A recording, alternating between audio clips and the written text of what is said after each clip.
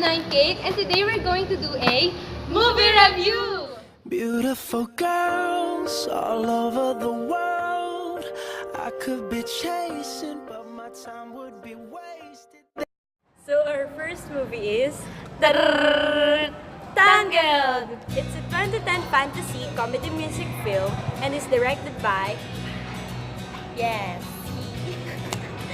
So, when the kingdom's most wanted bandit, Flynn Rider, also known as Eugene Fitzherbert, hides in a convenient tower, he immediately becomes a captive of Rapunzel, which is a long-time resident on the tower. She is crowned with 70 feet of magical golden hair and has been locked away for years and desperately wants freedom. Oh, remember when we acted like I was Mother Gothel in Oh, like your Rapunzel! I'm Mother Gothel. Flower, green, and glow. Okay. Okay, let's go back. And my favorite part is when Flynn was almost dying and Rapunzel's magical hair healed him. So, and then Rapunzel was sent back to her castle, her real home. Yes, she's the long lost princess. And Hi, we're Olaf, and we like warm hugs. And yes, it's Frozen. Frozen is a 2015 fantasy comedy music film and directed by Ping. So the story of Frozen is when their kingdom becomes trapped in perpetual winter. Fearless Anna joins forces with mountaineer Kristoff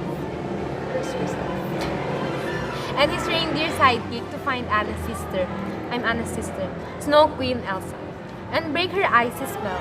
Although her epic journey leads them to encounters with mystical trolls, accommodating snowmen, harsh conditions, and magic at every turn, Anna and Kristoff bravely push onward in a race to save their kingdom from winter's cold grip. So, my favorite part is when Anna was frozen to death, and then Elsa, her sister, came to hug her. wow, And then she's back! wow, I'm back. Yay! My sister is alive! Thank you so much, Elsa. And then that's it. That's Frozen.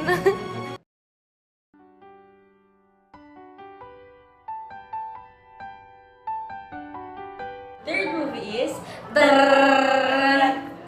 Inside Out! So it is a 2015 fantasy comedy drama movie and is directed by Power!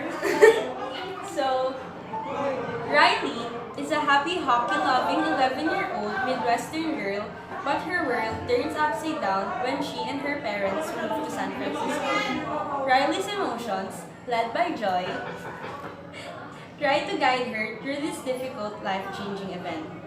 However, the stress of the move brings sadness to the forefront.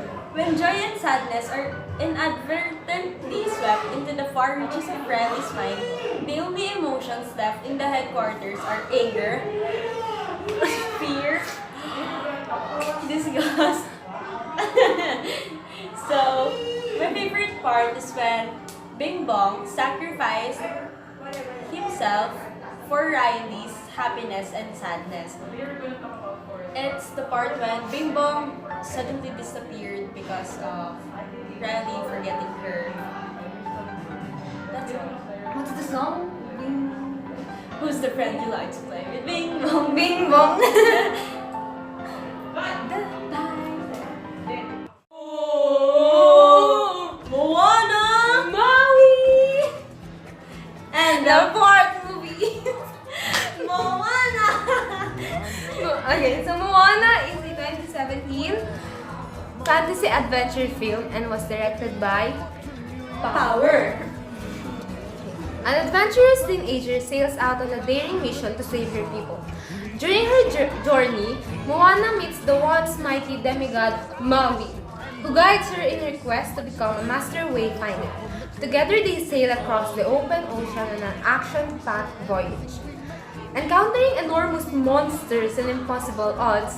Along the way, Moana fulfills the ancient quest of her ancestors and discovers the one thing she always sought, her own identity. Okay, so my favorite part in this movie is when Moana and Maui sailed across the sea just to restore the heart of the people. Yeah. I'm the mother nature and she's the I'm Moana. and she's she's the what? The fire. The fire. I Okay, don't know. okay. And then like I have the heart of the Fiti. Then I read it here and then like she became mother nature. Yes. And that's it.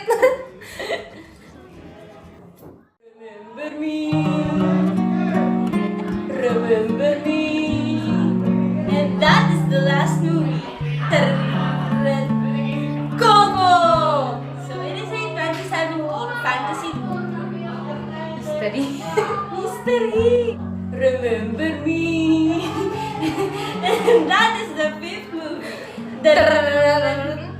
Coco! It is a 2017 fantasy mystery film and is directed by. So, despite his family's generations old ban on music, young Miguel dreams on becoming an accomplished musician like his idol Ernesto de la Cruz. Desperate to prove his talent, Miguel finds himself in the stunning and colorful land of the dead. After meeting a charming trickster named Hector, the two new friends embark on an extraordinary journey to unlock the real story behind Miguel's family history. So, my favorite part is when Miguel discovered that Ernesto wasn't really his real great-great-grandfather, and it was Hector.